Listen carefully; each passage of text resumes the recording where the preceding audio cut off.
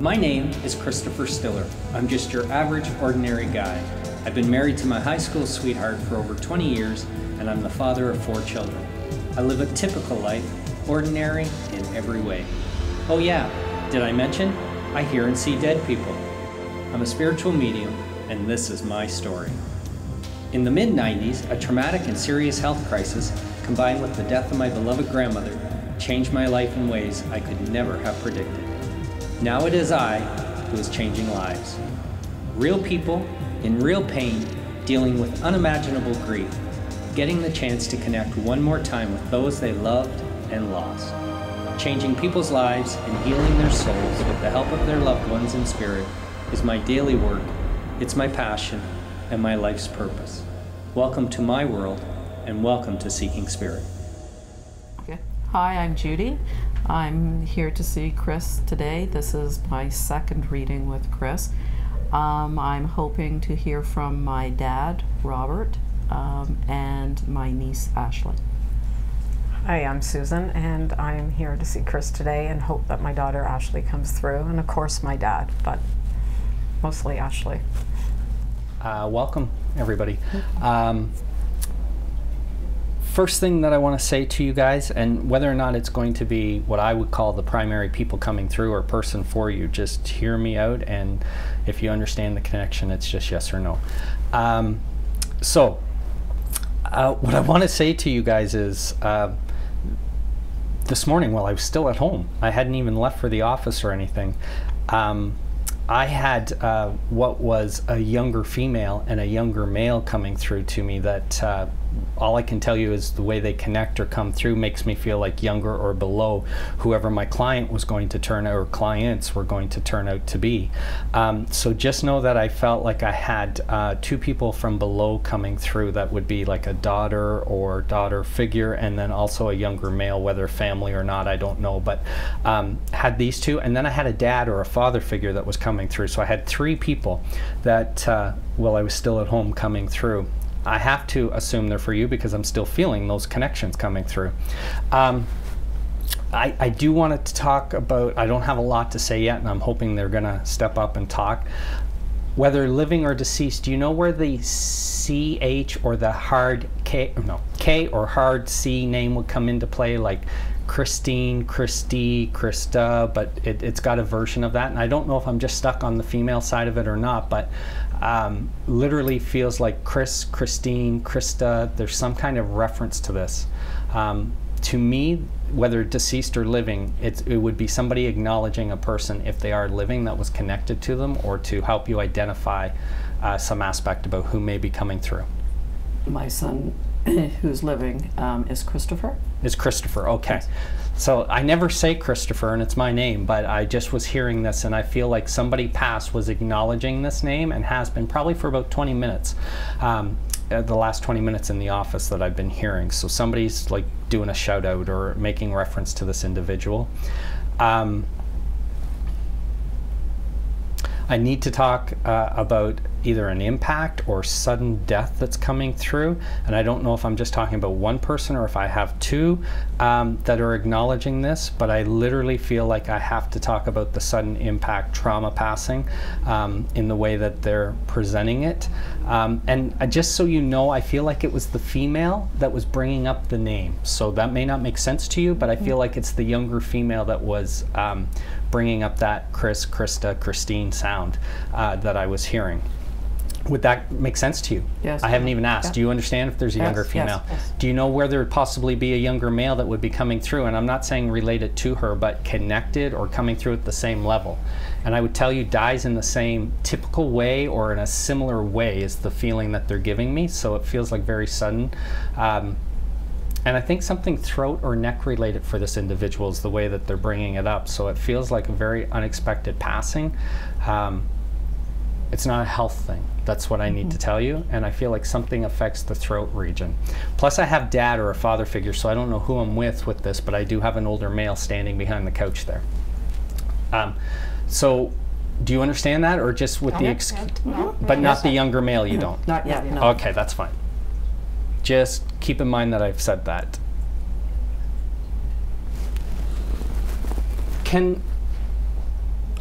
I ask you, Judy, and part of me reluctant because it's I don't want to be judgmental and say that it's vague, or because I don't know if it'll have meaning to you or not, but I'm seeing something with like a white cross, and I feel like I don't know if there's flowers attached to it or what, and that really seems insignificant to me, that detail as far as what's on it, but I do feel like something else would be tied, tethered, or connected to it.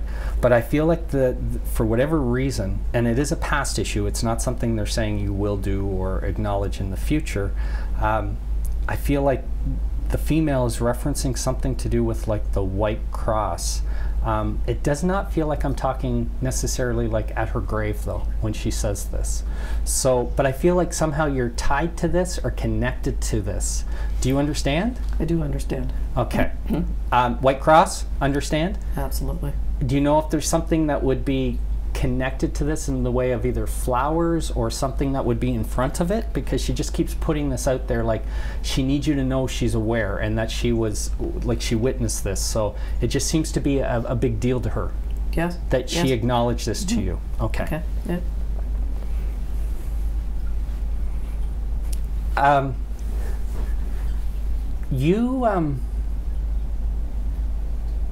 She just reached forward and touched your knee. And she says you have done amazingly well in coming to terms with or adjusting your, I don't want to say lifestyle, but the way you live to adapt and to accept the fact that physically she's not here. And she makes me feel like she's very proud of you for the way that you've adjusted your life and the level of acceptance and the way that you have conducted yourself. Because not everybody does it that well. And for whatever the reason, and I'm not saying right from the get-go it was easy, or I'm not saying it's easy at any time, but I'm sure you had your moments, everybody would. But she makes me feel like there was a conscious decision or a point in your life where you're like, this can either kill me or I gotta find a way to move through it and accept it. And all I can tell you is when she reached out and touched your knee, she's like, you have no idea how proud I am of you for doing that, because I feel like it was a conscious decision. Many people, is this your daughter? No. I don't quite get it then, but I feel like there's a conscious decision to move forward, and she's indicating this about you. So do you understand that? Yes. Okay. Yes. Do you know her mother? Yes. Okay, that might go to her too. I have no clue, but there's an issue about the choice to move forward and a decision that was made. I don't want to go here, but she's bringing it up and I don't quite understand the reasoning why, but my job is not to judge them. I don't even know what I'm supposed to say.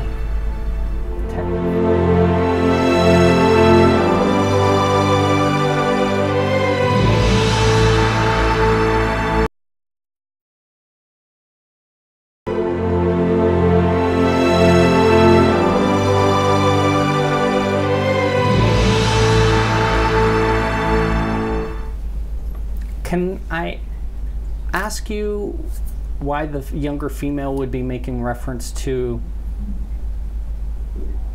I don't know if it's a fundraising thing or an awareness raising campaign, but fundraising, there's something that was done that I feel like she was, after her death, but instrumental in being the purpose behind this to create awareness, fundraising, something of that nature that she's making me feel like she's so happy about and so pleased about.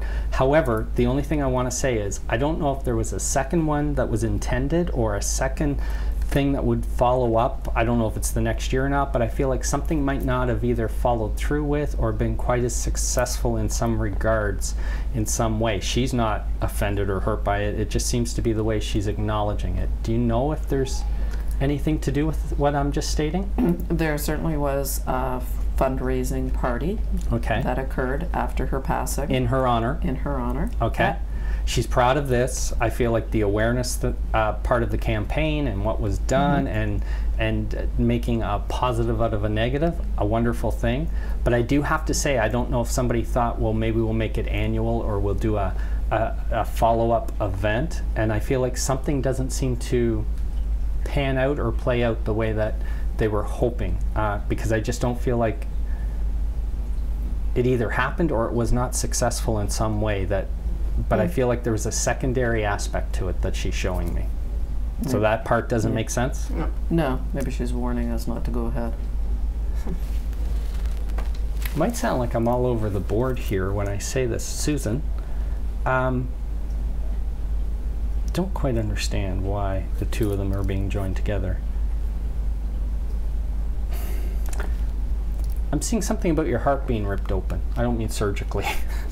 I don't mean through trauma.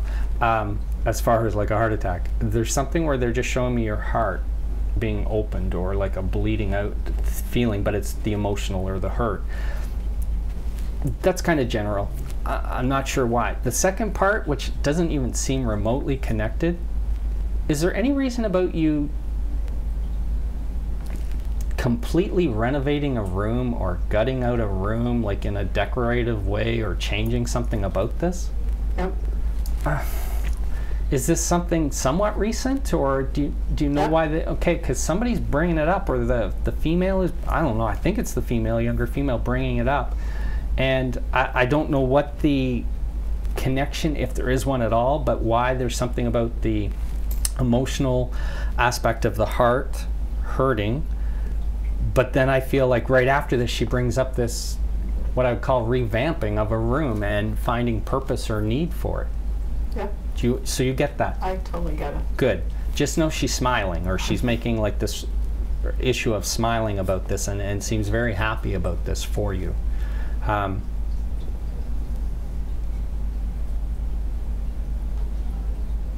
you highly protective of her name?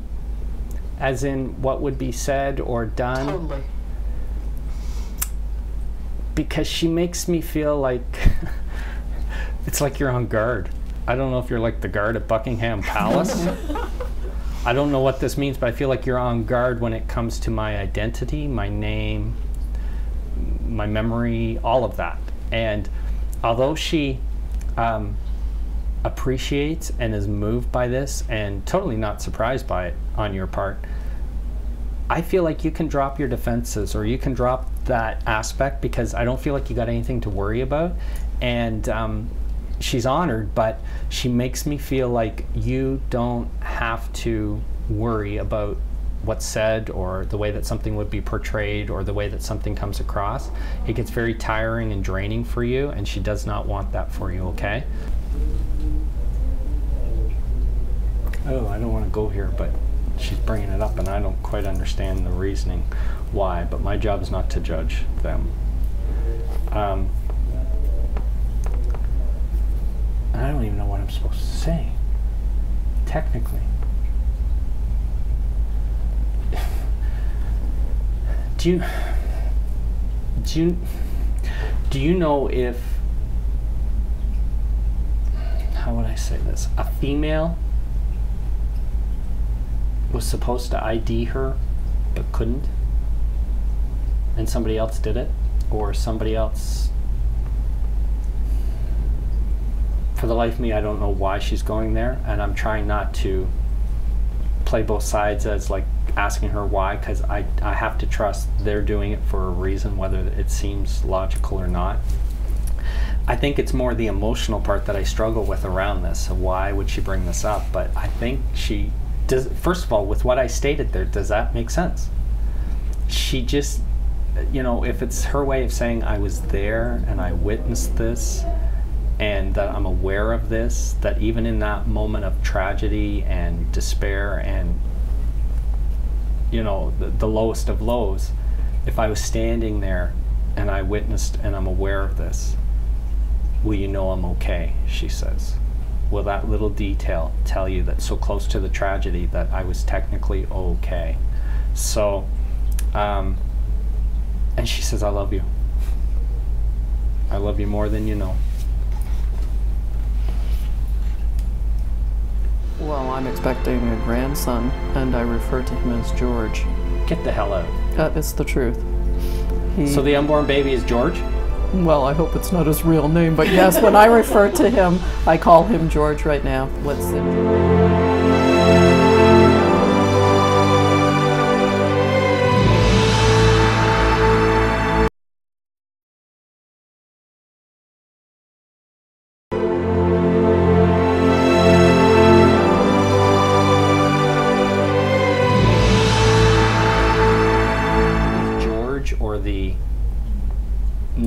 George come into play? Because they just dropped that in on me. The deceased person Not is George? necessarily. George can be living and connected to or a connection with. Well, I'm expecting a grandson, and I refer to him as George. Get the hell out. It's the truth. So the unborn baby is George?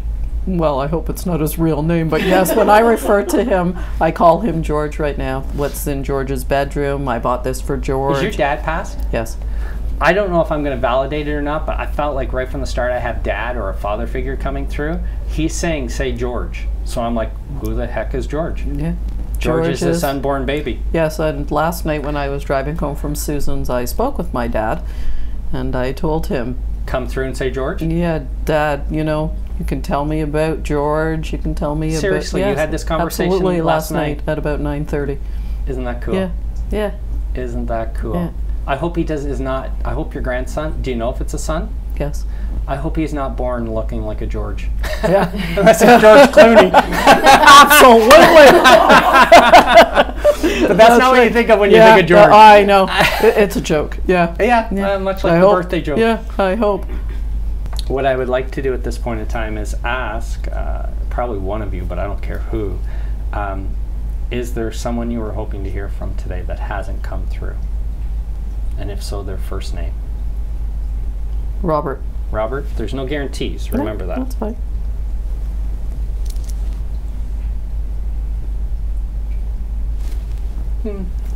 Honest to goodness, don't know if we'll get them.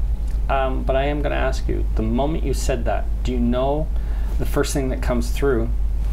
Do you know why Robert would make me feel like something that was affecting his head, or that affected the head that was